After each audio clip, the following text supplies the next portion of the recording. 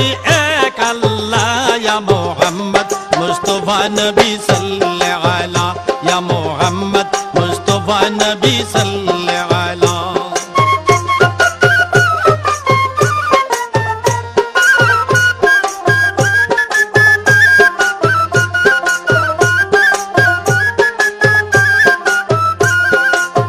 নবীজি আদম শফির বাবা